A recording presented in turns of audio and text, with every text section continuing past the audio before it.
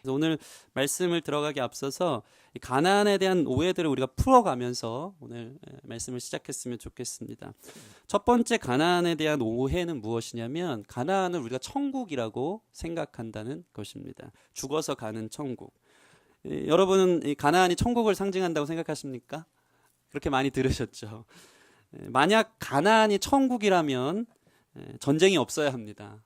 그런데 들어가자마자 가나안에 들어간과 동시에 모든 것을 진멸해내야 하는 피 흘림의 전쟁이 처음부터 끝까지 있는 것이 가나안 여호수아의 이야기라는 것입니다. 특별히 가나안에 대한 잘못된 오해 때문에 우리가 요단강을 건넌다는 것을 어떻게 인식하냐면 천국 가기 전에 돌아오지 못할 강을 건넌다. 죽음으로 생각하는 것, 죽음의 강을 건넌다라고 요단강 건너는 건 그런 의미라고 생각할 때가 참 많이 있다는 것입니다. 여러분, 요단강 건너는 것이 왜 저승으로 가게 되는 것처럼 여겨질까요?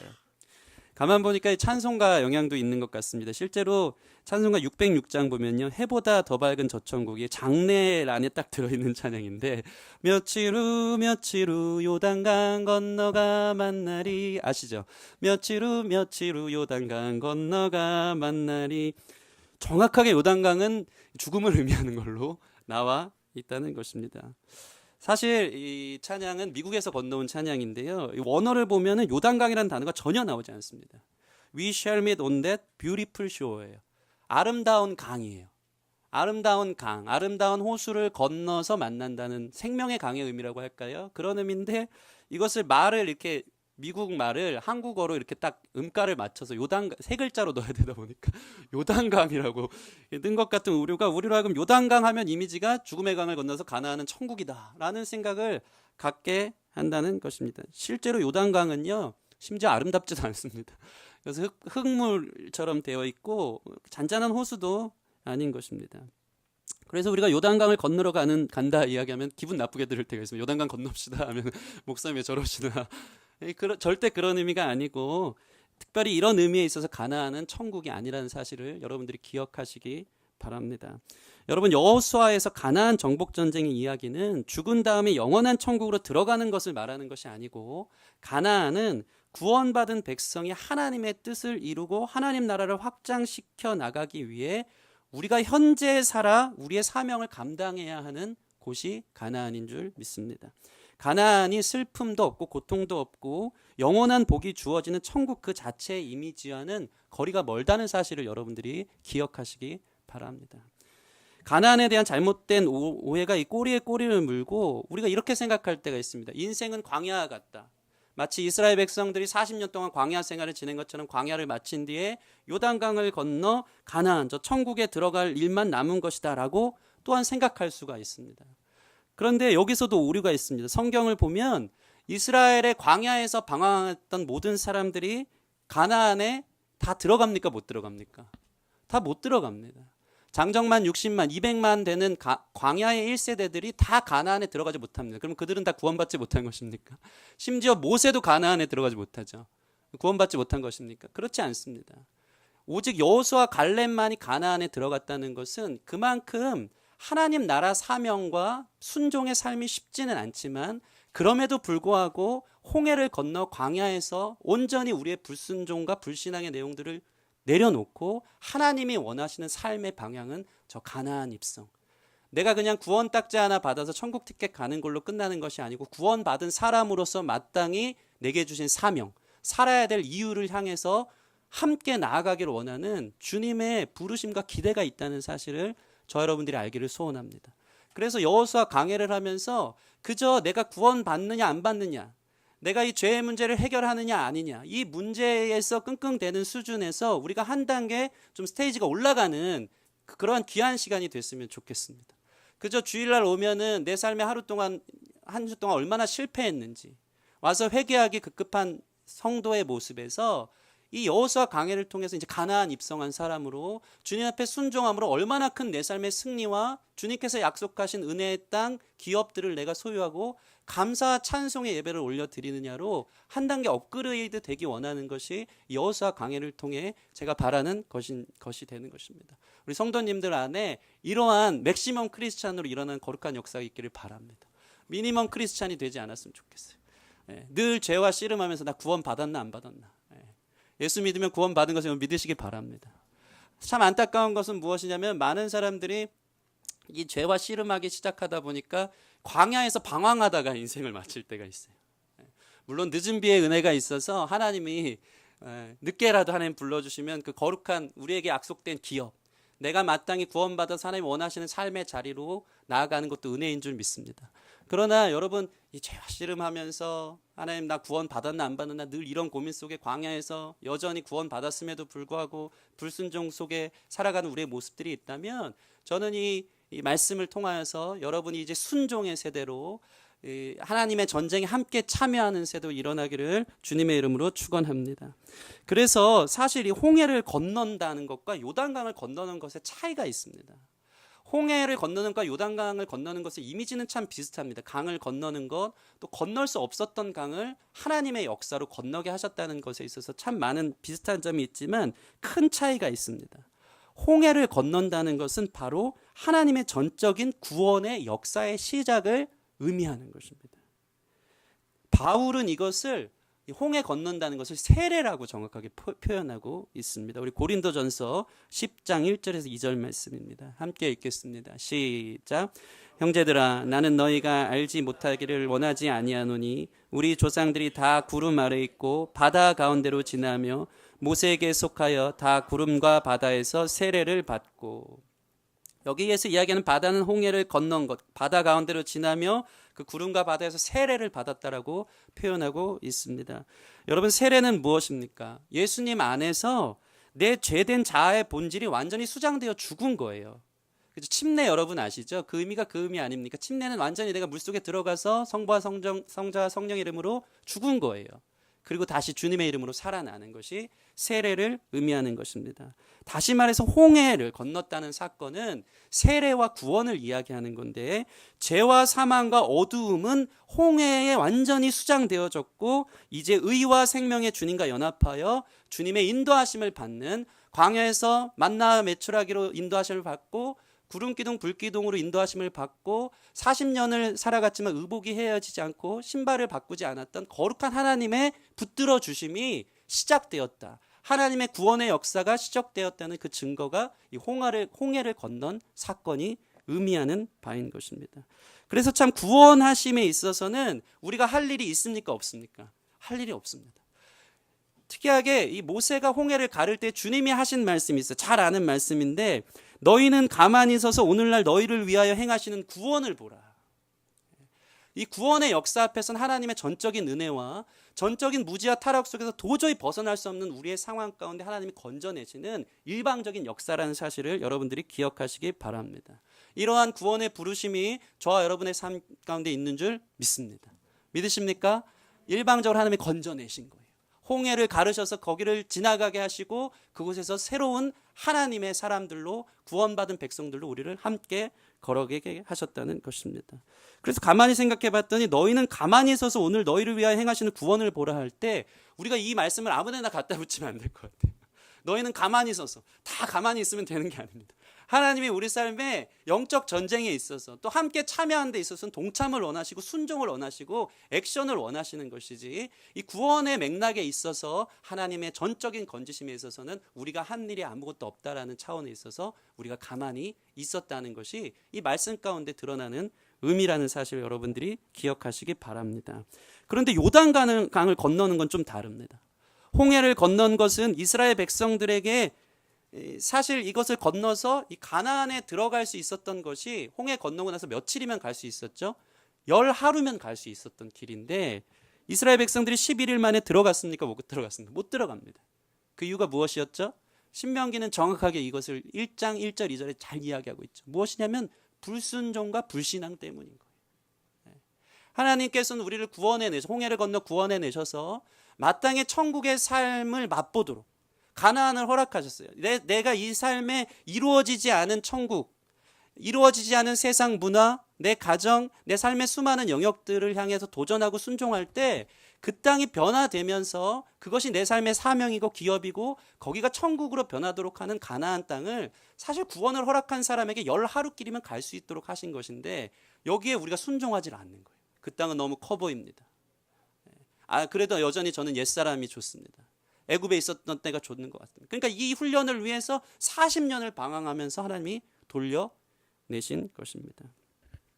그러니까 이스라엘 백성들은 어떤 상황이냐면 이미 구원받았지만 그들의 삶의 모양과 상황은 구원받은 사람처럼 살지 못한 그 안에, 그 과정 가운데 있는 것입니다. 저와 여러분의 이 구원의 여정 속에서 저와 여러분은 어떠한 상황 가운데 있으십니까? 하나님의 구원이 저와 여러분 가운데 있는 줄 믿습니다. 그렇다면 그 구원받은 사람처럼 그 능력을 회복하고 내가 구원받았기 때문에 다른 사람들을 구원해내는 사명의 자리에 승리하는 사람은 서 계십니까? 아니면 여전히 구원받았지만 구원받은 사람의 능력이 무엇인지 삶의 모양이 무엇인지도 모르고 광야에서 여전히 불순종하며 방황하는 광야 20년 차, 광야 30년, 40년 차가 아닌지 11일 끼면 갈 수 있는 길을 주님께서는 돌리신 거예요. 그 불순종과 불신앙적 요소 때문에. 그런 의미에서 이 요단강을 건넌다는 것은 무엇이냐면요. 우리가 주님께 순종하고자 우리의 불신앙과 우리의 불순종을 요단강에 수장하는 작업인 거예요. 이해되십니까? 구원은 홍해를 통해서 구원은 우리의 모든 죄된 과거의 모든 삶에 대해서 하나님이 구원을 허락하셨잖아요. 마치 이것이 성령 세례라면 요단강을 건넜다는 것은 구원받았음에도 불구하고 구원받은 사람처럼 살지 못하는 내 옛사람의 불순종과 불신앙의 요소들이 완전히 수장되어 성령 충만한 사람으로 업그레이드 되어지는 것이 요단강을 건넌 사람의 특징이라는 것입니다. 이런 의미에서 성도 여러분들이 요단강을 건너시기를 주님의 이름으로 축원합니다. 옆 사람 보면서 요단강 건넙시다. 아멘, 아멘. 우리 뒤늦게 오신 분들은 왜 요단강 건너라 그러나 하시는 분이 있는 것 같습니다. 여러분, 요단강, 이게 홍해를 건넜다는 것 자체가 구원이기 때문에 구원의 문제가 요단강을 건너는 것과는 상관은 없지만 저와 여러분을 향한 주님의 사랑과 기대, 은혜를 깨닫고 그 약속의 땅을 경험하고자 이 땅에서 주님께서 허락하신 천국을 맛보고자 전적으로 주님의 말씀 앞에 순종하는 저와 여러분들이 되어지기를 주님의 이름으로 축원합니다. 이것이 바로 요단강을 건넌 신자의 모습인 것입니다. 우리는 언제까지 불순종하고 언제까지 내 고집대로 내 욕심대로 하나님 원하시는 삶의 온전한 순종을 드리지 못하는 광야에서 방황하는 인생으로 살겠습니까? 예수계 47장 보면요, 성령의 임재의 증상이 나와요. 잘 아는 이 환상인데 성전에서 맑은 물이 흘러나오는데 처음에는 이 강이 발목 가운데 채워지기 시작합니다. 이 정도면 이제 하나 성령의 강이 역사하기 시작한 거기 때문에 뭐 영예를 하자면 홍해를 건넌 사람의 특징이지 않을까 싶습니다. 제가 하고자 하는 이야기는 이것입니다. 발목 신앙이 있어요. 발목 신앙. 성령의 강이 발목 정도 오는 사람들이 있어요. 이런 사람은 어떤 사람입니까? 우리가 강을 건널 때 생각하면 쉽습니다. 발목 정도 오면 그냥 강이 있구나, 물이 있구나 하면서 내 마음대로 펑펑 차가면서도 내가 원하는 대로 갈 수 있는 것이 발목 신앙인 거예요. 성령이 의식되고 성령이 우리 삶에 있음은 알아요. 이렇게 발목 밟은 것처럼 찰랑찰랑하게 있어요. 있는데 여전히 내 고집, 내 삶, 내가 원하는 삶, 불순종의 삶으로 성령을 발로 펑펑 차듯이 살아가는 신자의 모습이 있어요. 그 다음 환상은 무엇이었죠? 무릎까지 오는 거예요. 이건 어떻습니까? 약간 걸립니다. 물살이 세게 약간 걸려지는 것이죠. 하나님이 기뻐하지 않는 삶이 무엇인지도 알고 내가 전적으로 하나님 사랑하지 못하는 삶을 산다는 것도 느껴지고 알아요. 그러나 여전히 내 원하는 방식대로 걸어갈 수 있도록 성령의 휩쓸림에 역으로 올라갈 수 있는 그러한 우리의 역류할 수 있는 그러한 모습들이 있는 신앙이 바로 이 무릎 신앙 정도인 거예요. 여러분을 체크해 보세요. 그 다음은 허리 신앙입니다. 이건 어떻습니까? 지금 현재 허리에 있는 분들이 계실 수도 있는데 이 사람은 앞으로 가지도 뒤로 물러서지도 못합니다. 허리에 와서 완전히 휩쓸려 가든지 그 물살을 역류해서 올라가지도 못해요. 이 어떤 깊은 내 자신의 죄와 연약한 불순종의 삶의 갈등 속에서 내가 원하는 방식으로 살지도 못하고 성령께서 나를 또 붙잡고 계셔서 이 씨름이 해결되지 않으면 해결되지 않을 것 같은 야곱의 씨름과 같은 경우에 있는 사람들이 이 허리신앙. 여러분 고민하고 계신 분들 있습니까? 완전히 성령으로 수장되어지는 거룩한 역사 있길 바랍니다. 허리신앙으로 버티는 사람들이 있어요. 싫어요. 그것만은 내려놓기 싫어요. 그것만은 내 원대로 할 거예요. 하나님 어떻게 내가 그거 없으면 전 못 살아요 하는 이 부분에 걸려있는 여러분의 삶이 있다면 여러분 그 다음 이 에스겔 환상에 나오는 것은 뭐냐면 성령이 그 머리 위로 덮어지는 거예요. 완전히 자신의 두 손 두 발을 다 놓고 그냥 흘러가는 거예요. 성령에 붙들려져서 내가 원하는 삶의 방식이 아니고 성령이 띠띠고 원하는 곳으로 걸어가는 인생이 성령 충만한 인생, 이것이 바로 요단강을 건넌 사람들의 특징인 것입니다.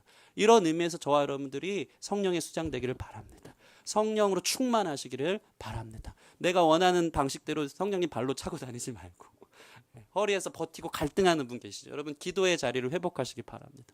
무릎 꿇고 하나님 이 문제, 이 연약함 성령 충만함으로 해결되게 하여 주시옵소서. 이럴 때 하나님의 거룩한 역사가 여러분의 삶을 완전히 끌어안고 붙들고 인도에 가신다는 사실을 여러분 기억하시기 바랍니다. 자, 그렇다면 우리 안에 가나안에 대한 온전한 의식이 생긴 상태에서 질문이 있는 거예요. 그렇다면 도대체 목사님 어떻게 순종해 나가는 것이 성령 충만한 사람들의 모습일까요? 어떻게 순종할 때 우리는 가나안 땅으로, 이 요단강을 건너서 가나안 땅으로 갈 수 있을까요? 이렇게 물어볼 수 있는 것입니다. 이게 건강한 신자입니다. 그러한 질문이 저 여러분 가운데 있기를 바랍니다. 이러한 질문을 볼 때 오늘 여호수아의 순종을 보면서 그가 어떻게 성령의 이끌림 받아 요단강을 건널 준비를 하는지를 저와 여러분들이 바라보고 담고 또 교훈 삼는 귀한 시간이 됐으면 좋겠습니다. 첫 번째, 여호수아는 어떻게 합니까? 말씀 앞에 즉각적으로 순종합니다. 오늘 말씀 11절 말씀 보시면 진중에 두루 다니며 그 백성에게 명령하여 이르기를 양식을 준비하라. 사흘 안에 너희가 이 요단을 건너 너희의 하나님 여호와께서 너희에게 주사 차지하게 하시는 땅을 차지하기 위하여 들어갈 것임이니라 하라. 신속하게 순종하고 있는 모습이 보여요. 우리 지난 시간까지 여호와의 말씀을 좌로나 우로나 치우치지 말고 주의 율법을 날마다 주야로 묵상하고 모든 것을 힘써 지키라, 강하고 담대하라라는 주님의 약속의 말씀, 주님의 명령 앞에 순종하고자 하는 그 여호수아의 결단이 오늘 11절을 보면요, 양식을 준비하라. 사흘 안에 너희가 이 요단강을 건너가야 된다. 3일, 딱 3일 만에 말씀 임하자마자 3일 안에 그 수많은 이스라엘 대군들을 이끌고 건널 준비를 3일이라는 말미밖에 주지 않는, 얼마나 신속하고 즉각적으로 이 일들을 행하는지 모릅니다. 우리 뒤에 히타를 좀 꺼주시면 좋겠습니다. 지금 여호수아가 긴박하게 이 순종을 하고 있는 거예요. 진중에 두루 다니면서 그 백성에게 명령하여 이르기를 양식을 준비하라. 양식을 준비하라. 사흘 안에 너희가 여기를 떠날 것이다. 여러분, 사실 여호수아의 상태는 어땠습니까? 지난주에 우리가 본 것처럼 그는 두려움에 사로잡혀져 있었습니다. 막중한 부담감과 책임, 내적으로는 모세가 죽었고 이스라엘 백성들의 불순종한 그 상태, 연약한 성향을 너무나 잘 알고 있었고요. 외적으로는 우리가 도저히 침범할 수 없는 가나안의 철병거가 있다는 사실 속에서 사방에 우겨쌈을 당하며 두려움 가운데 있을 때 하나님께서 그에게 약속의 말씀을 주시고 그로 하여금 강하고 담대하라고 말씀하시자 여호수아는 말씀이 임하니까 즉각적으로 하나님의 격려와 그분의 응답, 약속의 말씀을 붙들고 사흘 안에 건너가자 하는 것입니다. 언제 그랬냐는 듯이 그의 믿음의 태도가 달라집니다. 여호수아는 지금 어떠한 다른 질문이나 계산 없이 즉시 하나님의 명령에 순종하는 것입니다. 마치 아브라함이 사흘길을 그 아들 이삭을 제단 제물로 바치라고 주님이 말씀하셨을 때 새벽같이 일어나 묻지도 따지지도 않고 떠난 것 같은 순종. 여러분, 순종이란 것은 바로 이것입니다. 계산하고 머뭇거리다 보면 저와 여러분들이 많이 경험하지 않았습니까? 하나님 말씀이 임했는데 잠깐 계산해요. 이게 지혜로운 것처럼 하고 나의 감정이라는 필터링, 나의 생각이라는 필터링을 거쳐 지나가면 우리는 순종할 수 있습니까? 없습니까? 못할 때가 많습니다. 에이, 내가 무슨, 자기 자신을 또 보는 거예요. 내 상황에서, 내 감정에서, 내 처지에서, 내 연약함에서 하나님 말씀이 임했는데 난 못해요. 아니요. 하면서 늦추다 보면은 못하는 일들이 너무 많은 거예요.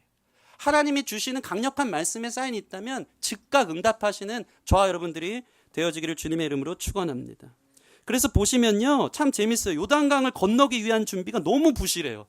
말씀이 임해서 그것을 놓칠까 봐 정말 최소한의 것을 준비하는 여호수아와 그의 이스라엘 백성들의 모습이 보여지는 것입니다. 사실 여러분, 이제 전쟁을 하러 나가는 것이라면 첫 소집은 당연히 이 군사 참모들, 장군들 모집해가지고 같이 전략회의를 해야 되는 것이 여호수아 앞에 놓여진 상황일 것입니다.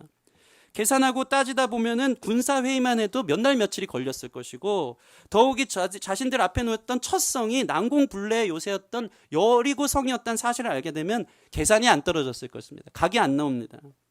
그런데 여호수아는 모든 것을 뒤로 합니다. 그리고 제일 먼저 부르는 리더가 참모나 장군이 아니었어요. 오늘 10절 말씀 보시면 이게 여호수아가 그 백성의 관리들에게 명령하여 이르되, 하나님의 말씀이 떨어졌는데 장군들, 군사들을 모으는 것이 아니고 백성 관리들을 소집해요. 이 히브리어로 소테림이라고 하는 건데 이들은 군인이 아닙니다. 군인과는 거리가 멀고 그냥 행정관 수준이에요. 오늘날도 말하자면 통장 반장 정도 불러놓고 뭘 시키냐면요, 11절 말씀 같이 한번 읽어볼까요? 시작. 진중에 두루 다니며 그 백성에게 명령하여 이르기를 양식을 준비하라. 사흘 안에 너희가 이 요단을 건너 너희의 하나님 여호와께서 너희에게 주사 차지하게 하시는 땅을 차지하기 위하여 들어갈 것임이니라 하라. 아멘. 심지어 그들이 준비하는 것은 그냥 사흘 안에 양식을 준비하는 게 전부입니다. 무기를 준비하지 않습니다. 여호수아는 그 전쟁의 성격이 어떠한 것인지를 알았던 거예요. 이 전쟁의 성패는 순종에 달려있지 우리의 계산이나 계획과 무기, 군사력에 있지 않다는 것을 여호수아는 믿음으로 바라본 것이기 때문에 말씀이 임했을 때 즉각적인 순종이 곧 승리다라는 것을 여호수아는 이렇게 공동체에 적용하고 있는 것입니다. 이러한 믿음이 저와 여러분 가운데 있기를 소원합니다. 여러분 보세요. 사실 여기서도 양식을 준비하라는 것을 보면 양식 준비도 원어를 보면 전쟁을 위한 군량미가 아니에요. 그냥 일반적으로 준비할 도시락이에요. 도시락. 한 끼 준비하는 대단한 믿음이죠. 마치 여행 준비하기 위한 도시락처럼 옥수수에 찐감자 정도 준비해라 각자. 군량미만 준비해도요 1년은 걸릴 거예요. 여러분 잘 아시는 것처럼 삼국지나 이런 거 보면 100만 대군이 몰려와도 군량 창고에다 불 한 번 붙이면 그 전쟁은 패한 거거든요. 군량은 그만큼 전쟁에서 정말 중요한 거예요. 오랜 시간 야전에서 이렇게 전쟁을 치러내기 위해서 계속해서 식량을 조달해내는 문제는 전쟁의 승패와 밀접하게 관련되어 있는 일이기 때문에 군량은 그만큼 중요한데, 오늘 여호수아서에 보는 양식을 준비하라는 것은 군량을 준비하는 게 아니고 도시락 준비해라.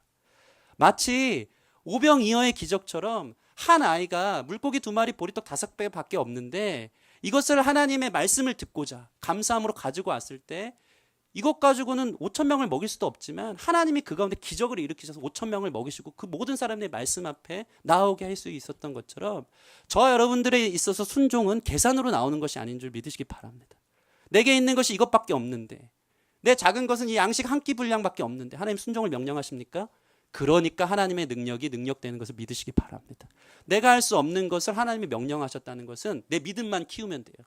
그러면 하나님께서 그 감당할 수 있는 능력과 모든 자원들과 사람들과 물질들과 필요한 모든 것을 채워준다는 놀라운 믿음의 경험들이 저와 여러분의 삶 가운데 있기를 주님의 이름으로 축원합니다. 이 경험이 광야 방황하는 인생의 신앙 수준, 미니멈 크리스찬의 경험에서는 도저히 경험할 수 없는 거예요. 하나님의 말씀이 임합니까? 계산하지 마시고 묻지도 말고 따지지도 말고 순종하시는 저와 여러분 되기를 주님의 이름으로 축원합니다. 저는 여기서 놀라운 믿음의 원칙을 보게 되는 것입니다. 하나님의 일을 너무 계산하고 재고 따지다 보면 아무것도 못한다는 것이죠. 저 여러분 안에 믿음으로 승리할 수 있는 모습이 있기를 바랍니다. 놀라운 것이 있습니다. 이렇게 순종해 양식 한 끼 준비한 이스라엘 백성들이 어떻게 여리고성 막 다니면서 그것들을 가능하게 했을까요? 여호수아 5장 넘어가면요, 여리고성 점령 전에 길갈에서 그들이 진을 쳤는데 하나님께서 그곳에서부터 무교봉과 볶은 곡식의 첫 소산을 땅에서부터 직접 나서 만들어 먹게끔 하나님이 채우시는 거룩한 역사가 일어나기 시작한 것입니다. 군량미 준비하지 않았어요. 순종함으로 건넜더니 하나님이 그 땅의 소산을 계속해서 채워주시면서 이 장기전의 전쟁을 치러 나갈 수 있도록 하나님의 채우심을 경험하게 된다는 것입니다. 여러분, 주님의 명령 앞에 그래서 순종의 타이밍을 놓치지 않는 것이 더 중요한 거예요. 명령이 있으니까 계산하면서 타이밍 놓치지 마시고 순종의 타이밍 안에 들어가시는 저와 여러분 됐으면 좋겠습니다. 지난번에 다큐멘터리를 하나 TV에서 보는데 한 이탈리아에서 한국으로 건너온 한 신부에 관한 이야기였습니다. 김하종 신부인데 이분은 1990년대에 넘어왔어요. 하나님이 마음을 주셔서 예수님 사랑, 이웃 사랑 이거 두 가지만 계속 외치더라고요. 예수님이 날 이만큼 사랑해줘서 나도 이웃을 사랑하고 싶다. 그 마음으로 이탈리아에서 건너왔습니다. 1990년대에. 그래놓고 노숙인이 가장 그 당시 어디 많은가 찾아봤더니 성남시에 가장 많았대요. 성남시에 가서 예수님의 사랑을 실천하고자 비행기에 몸을 실은 것입니다. 한국에 혼자 온 거예요. 아무것도 없는데. 단 한 사람 도와주는 사람 한 명과 함께 간판만 그럴싸하게 안나의 집이라고 붙여놓고 목표가 생긴 거예요. 매일 밤마다 이곳에 있는 노숙자들 한 끼 식사를 꼭 해주고 싶고, 이들이 갈 때는 빵 하나씩 줘서 아침이라도 해서 하루 2끼 정도는 꼭 해결해주고 싶은 이 마음이, 그 마음에 하나님 주신 순종의 마음이었던 것 같아요. 그래서 왔는데 아무것도 되어진 것이 없기 때문에 노숙자들 저녁 한 끼 채워주기 위해서 그 신부 자체가 노숙자 생활같이 합니다. 어떻게 하냐면 아침 시간만 되면 다 구걸하러 다니는 거예요. 기관이나 센터나 어떤 그 협력 단체 가가지고, 이탈리아 사람인데 말도 잘 하지 못하지 않습니까? 가서 김치 좀 주세요, 밥 좀 주세요, 이러고 다닌 거예요. 노숙자들 먹이게요, 이러고 다닌 거예요. 근데 그럴 때마다 계속 푸대접을 받는 거죠. 자신이 노숙자인 것처럼 대접을 받은 것입니다. 그러면서 그 다큐멘터리에 이런 내용이 나오는 거예요. 김하중 신부가 기도를 하는데 십자가 앞에다가, 그날도 아무것도 얻지 못한 그날인가 봐요. 손가락질하면서, 어떻게 그런 믿음의 기도를 하나 모르겠어요. 기도를 했대요. 너무 화가 난 거예요. 십자가를 손가락질하면서, 예수님, 당신의 자녀들이니 당신이 책임지세요. 당신이 먹이든지 말든지 마음대로 하세요. 이 기도를 한 거예요.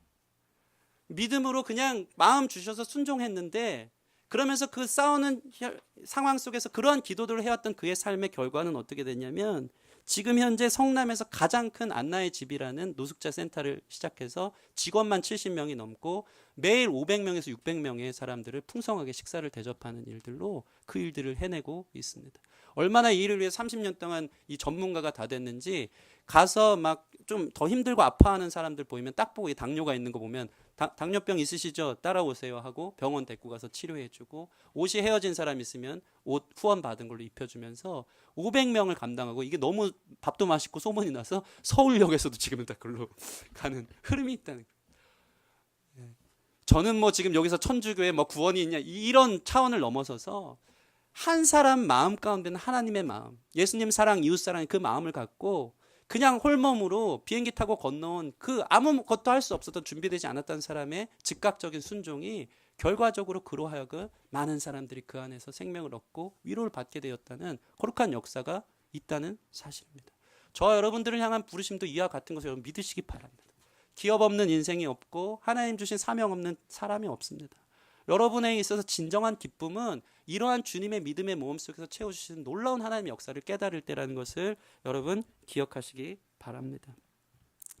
두 번째로, 여호사의 순종에는 어떠한 결단과 준비가 있었습니까? 그것은 무엇이냐면, 따라해 보겠습니다. 믿음의 선포, 믿음의 선포, 믿음의 선언이 있었어요. 공개적으로, 공식적으로 자기의 주변 사람들에게 자기에게 주어진 말씀을 나 앞으로 이제 그렇게 살래라고 선언하기 시작한 것입니다. 오늘 11절 말씀 보시면, 진중에 두루다니며 그 백성에게 명령하여 이르기를, 양식을 준비하라. 사흘 안에 너희가 이 요단을 건너 너희의 하나님 여호와께서 너희에게 주사 차지하게 하시는 땅을 차지하기 위하여 들어갈 것임이니라 하라. 이제 들어갈 것임이니라 하라.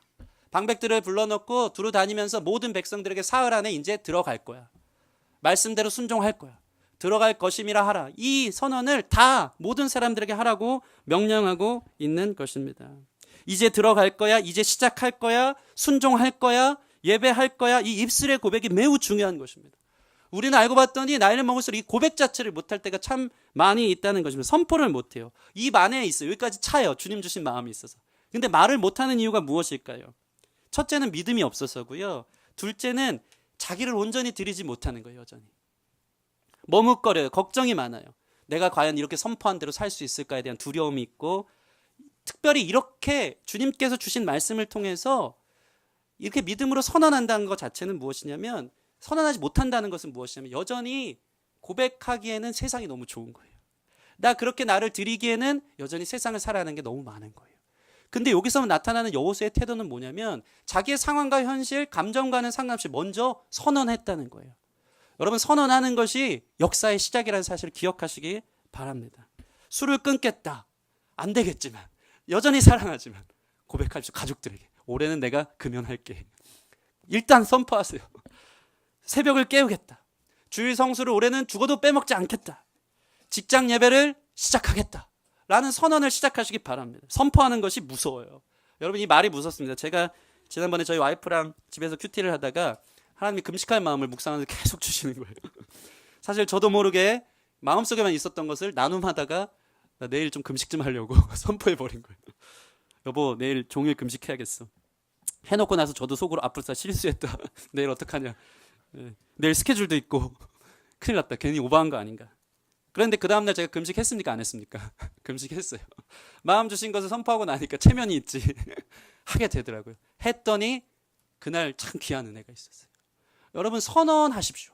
하나님 주신 마음이 있으면 자기 주변 사람들에게 나 이제 좀 끊어볼래. 나 이제 좀 그렇게 살아볼래. 나 아침에 좀 기도 생활, 큐티 생활 시작해볼래. 해볼 거야. 이렇게 선언하십시오. 그러면 그것이 능력이 되고 옆에 사람들이 그 자신을 보면서 되나 안 되나 팔짱 끼고 벼르고 있고 그게 아니고 격려해주고 기도해 주셔서 함께 그 일들을 공동체적으로 이루어내는 저와 여러분들이 되었으면 좋겠습니다. 제가 지금 생각해도 소름 끼치는 주님의 은혜 같은 사건이 있습니다. 3년 전에 기쁨의 교회 개척하고 나서 그 교회, 우리 교회 세워질 때 건축에 힘을 실어준 한 형제가 어니스트 허비스트라는 커피 회사를 차렸는데 커피 회사를 차렸어요. 설해마을 쪽에, 반포동의 설해마을 쪽에. 제가 그 사무실 가가지고 이제 개업 예배를 드렸습니다. 개업 예배 드렸더니 목사님 잠깐만 따라오시래요. 그래서 그 건물 지하에 공간이 하나 있는데 여기가 이제 거기는 완전 창고였고 아무것도 없었을 텐데 여기를 좀 개조해서 위에는 사무실이고 밑에는 커피 공장처럼 좀 만들고 싶다 이렇게 얘기를 했는데 제가 그때 마음속으로 뭘 품었냐면 야 여기 커피 공장이 아니라 교회하면 딱 좋겠다 이 마음이 확 들어온 거예요. 그리고 그날 와가지고 교육자 회의할 때 이완 목사님이랑 설해마을에 교회가 하나 있는데 입술로 선포하고 거기 기쁨의 교회 캠퍼스 같이 나중에 부흥하면 거기서도 하나의 예배 처소를 만들면 참 좋겠다. 이완 목사님 믿음 더 좋습니다. 너무 좋은 생각이네. 그렇게 합시다. 그렇게 하재요. 그랬더니 참 소름 끼치는 게 뭐냐면 3년 후에 제가 분립개척해서 가게 된 교회가 어디냐면 설해마을 그 지하에 있는 거기가 교회가 된 거예요. 그때 그냥 믿음으로 바라보고 이런 게 있어요. 마음에 확신이 있는 거예요. 여기 교회하면 딱 좋겠는데 아름다운 그림을 막 그리는 거죠. 청사진을. 교회가 되고 기쁨의 교회가 분립개척하면 이곳이 하나님의 터가 되면 좋겠다. 교회가 되면 좋겠다는 마음이 있었는데 그 형제가 2년 후에 커피숍을 2년 만에 만들어 놓고 목사님 오세요 해서 가서 직원 예배 드려주는 가운데 목사님 여기 주일날은 비울 건데 목사님 원하시면 언제든지 와서 쓰시라고. 저는 그 형제에게 한 번도 여기 교회하고 싶다고 말한 적이 없어요. 근데 그 형제가 주일날 와서 쓰시라고 하면서 사실 요즘 제 처지에 또 우리 기쁨의 교회 상황에 있어서 분립개척이 큰 교회에서나 공간 하나 빌리는데도 사실 2억 3억 들고 월세 내는 것도 만만치 않은 상황인데 월세 하나 없이 그곳으로 분립개척의 터를 믿음으로 선포했을 때 저는 그런 경험들이 참 많이 있는데 이게 너무나 큰 은혜였던 것 같아요. 아무것도 없는데 계산할 수 없는데 교회하면 좋겠다 회의했더니 그렇게 합시다 같이 그렇게 얘기하고 봤더니 3년 후에 글로 가게 된 거예요. 여러분 이러한 주님께서 약속하신 놀라운 약속을 은혜로 경험하는 일들이 요단강을 건널 준비를 하고 주님 앞에 전적으로 순종하는 사람들에게 다 널려 있는 하나님의 은혜요 부르심이라는 사실을 여러분 기억하시기 바랍니다. 그래서 움츠려든 이 미니멈 크리스찬의 모습들을 다 제하고 하나님 앞에 전적으로 순종할 때 내 삶을 인도하시고 역사에 가시는 거룩한 주님의 역사하심을 경험하는 저와 여러분들이 되었으면 좋겠습니다. 저와 여러분 안에 주님께서 주신 믿음의 선포를 주위 사람들에게 알리기 바랍니다. 나 내려놓기로 했어. 나 이제 끊기로 했어. 그런 자에게 자유가 있을 줄 믿으시기 바랍니다. 이제 시작할 거야. 이제 하나님이 허락하신 줄 믿어. 라고 선포하십시오. 그 약속을 붙들고 기도하고 선언할 때 거룩한 역사가 일어나는 줄 믿습니다. 마지막 세 번째, 이 여호수아와 공동체 안에 어떠한 순종이 있었습니까? 그 순종은 리더 한 사람에게 부어진 비전과 뜻하심의 순종이 이제 공동체 전체로 흘러가는 공동체적 순종으로 나타나는 것입니다. 우리 14절에서 15절 말씀 같이 읽겠습니다. 시작. 너희의 처자와 가축은 모세가 너희에게 준 요단 이쪽 땅에 머무르려니와 너희 모든 용사들은 무장하고 너희 형제보다 앞서 건너가서 그들을 돕되 여호와께서 너희를 안식하게 하신 것 같이 너희의 형제도 안식하며 그들도 너희의 하나님 여호와께서 주시는 그 땅을 차지하기까지 하라. 그리고 너희는 너희 소유지 곧 여호와의 종 모세가 너희에게 준 요단 이쪽 해돋는 곳으로 돌아와서 그것을 차지할 것이니라. 아멘. 여호수아는 지금 요단 동편에 이미 전쟁을 치르고 나서 싸움을 다 마치고 이미 안식하고 있는 르우벤, 갓, 므낫세 반지파가 있었어요. 이들은 이미 그 안에서 가진 소유도 많고 양도 많고 가족들도 많아서 충분히 안식할 수 있었는데 오늘 여호수아가 그들과 함께 나와서 너희도 형제의 싸움에 함께 동참해라. 이 공동체적 부르심에 너희가 함께 동참하는 것이 하나님 원하시는 삶이다라고 격려하고 그들을 독려하고 있는 모습들이 나타나는 것입니다. 여러분, 우리 삶에 수많은 사람들의 상황이 있는데 그 모든 것이 하나님이 허락하셨다는 사실을 기억하시기 바랍니다. 우리 안에 내 것은 아무것도 없어요. 벌거벗은 몸으로 와서 하나님이 주신 우리의 물질, 우리의 시간, 우리의 재능, 우리의 건강, 우리의 모든 것은 하나님이 주신 거거든요. 이 르우벤과 갓과 므낫세 반지파도 그들이 취한 그 땅이 하나님이 승리해서 주신 전리품과 승리케 해서 주신 것이지 자기 것이 아니에요. 그런데 이들은 지금 안주하고 있는 거예요. 여기가 좋으니까 형제들의 싸움에 나는 관심 갖지 않겠다. 그런데 하나님이 원하시는 이 역동적인 순종은 공동체적 순종이에요. 이들이 비록 싸움에 참여하지 않더라도 물론 하나님께서는 여호수아 전쟁을 승리케 하실 것입니다. 그러나 하나님은 공동체가 하나됨으로 순종하기를 원하십니다. 그래서 여호수아 한 사람의 비전이 공동체 전체에게 흘러가서 일하시길 기뻐하시고, 심지어는 아간 한 사람의 범죄가 나중에 여호수아 강의할 때 보겠지만 공동체 전체에 영향을 미치는 공동체적 부르심 안에 우리가 있다는 사실을 여러분 기억하시기 바랍니다. 기쁨의 교회는 공동체인 것을 여러분 믿으시기 바랍니다. 누구도 소외가 없어요. 예외가 없어요. 나는 그냥 와서 말씀만 소비하고 그냥 와서 앉았다 가는 게 아니고, 여러분 한 사람 한 사람을 향한 이 기쁨의 교회로 부르신 하나님의 부르심이 있다는 사실을 기억하시기 바랍니다. 그렇다면 그 사명 다 하시기 바랍니다. 함께 부르실 때 나는 그냥 말씀만 소비하고 와서 은혜만 받고 내 삶의 문제만 해결되면 돼요. 그런 분이 계시다면 여러분 오늘 이 말씀을 통해 여러분의 믿음이 커지길 바랍니다. 주님이 함께 동참하길 원하신다. 함께 부르셔서 형제의 안식에 나는 지금 안식하고 있지만 함께 참여하는 것, 그것이 주님이 기뻐하는 순종의 부르심이라는 사실을 기억하시기 바랍니다. 그런 의미에서 중요한 게 있어요. 우리 17절 18절 말씀 같이 한번 읽겠습니다. 17절 18절 시작.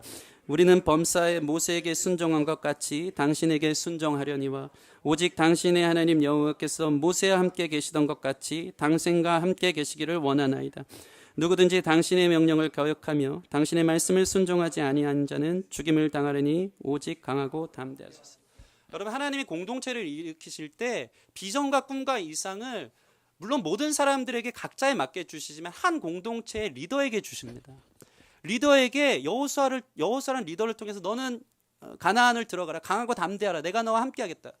여호수아에게 주어진 것은 그 말씀에 순종하는 것이었고, 이 주님께서 주신 비전을 공동체가 나눌 때 공동체가 순종할 것은 놀랍게도 말씀이 아니라 여호수아의 리더십에 순종하는 것이었어요. 그게 이 성경에서 나오는 그 무게가 똑같습니다.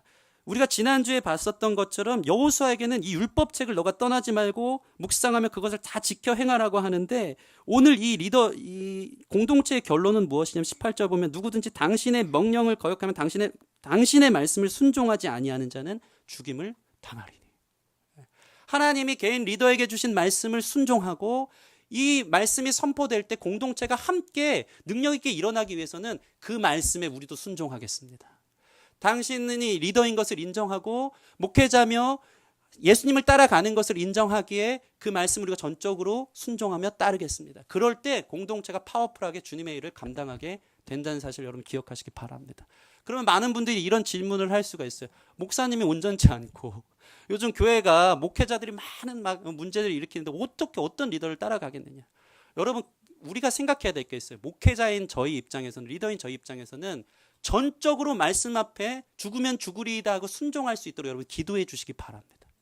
그게 중요하고, 여러분 입장에서 해야 될 것은 목회자 내가 믿어야 되나 말아야 돼, 이런 생각을 하는 게 아니고 목회자들을 위해 기도하며 올바른 방향으로 교회를 이끌고 나갈 수 있도록 기도해 주면서 목회자들이 내세운 비전을 향해서 더할 나위 없이 보탬이 되어주고 힘이 되어주고 함께 그 일들을 신뢰하고 걸어갈 때 삐그덕거리지만 교회는 온전하게 되어지고 삐그덕거리면서 주의 나라의 역사는 이루어진다는 사실을 기억하시기 바랍니다.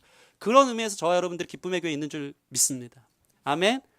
젊은 목사들, 아무것도 아닌 연소한 목사들 앞에서 말씀 들으면서 물론 하나님의 말씀으로 들어야 되지만 리더로 세우셔서 기쁨의 교회 홀을, 이 배를 움직여 나갈 때 여러분들이 기쁨으로 하나님 하신 말씀이다 하고 뒷받침하며 나가는 그 순종의 모습이 곧 하나님께 순종하는 모습과 같은 것, 그 마음으로 나아갈 수 있는 저와 여러분들이 되어졌으면 좋겠습니다. 많은 사람들이요, 신앙생활을 할 때 너무 개인주의에 몰입되어져 살아가는 사람들이 참 많이 있습니다. 자신은 이미 얻은 땅도 있고 가진 것도 많아서 누리기에 충분한데 내가 뭐하러 귀찮게 그 일까지 신경 써야 돼 하는 많은 분들이 있는데, 철저하게 우리가 공동체로 묶여져 있고 하나님께서는 우리가 함께 일하길 원한다는 사실을 여러분 기억하시기 바랍니다. 오늘날 많은 성도들이요, 심지어 많은 교회가요, 이러한 공동체 의식이 없어서 다 파편화되고 개별화로 흩어져 나가는 것을 봅니다. 지난번에 강남의 명성교회 세습 문제 여러분 다 아실 것입니다.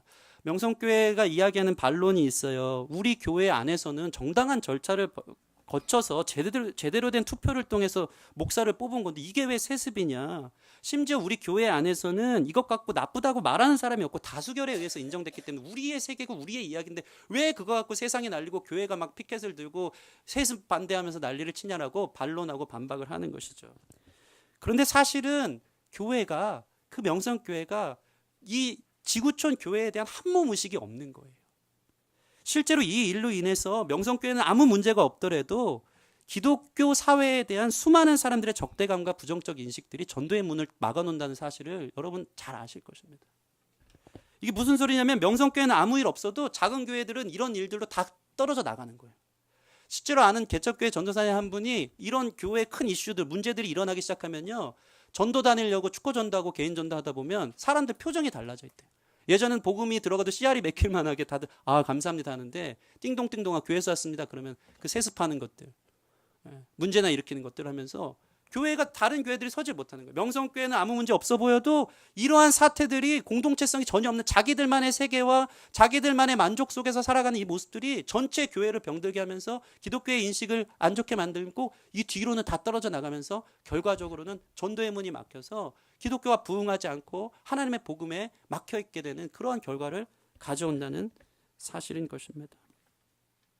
지금 여호수아는 르우벤, 갓, 므낫세 반지파에게 함께 싸움에 참여해야 할 것을 그래서 강력하게 권하고 있는 것입니다. 너희만 배부르고 등 따시고 너희만 사는 게 중요한 게 아니라 하나님은 이 모든 공동체를 묶어서 함께 안식에 참여하도록 부르셨다.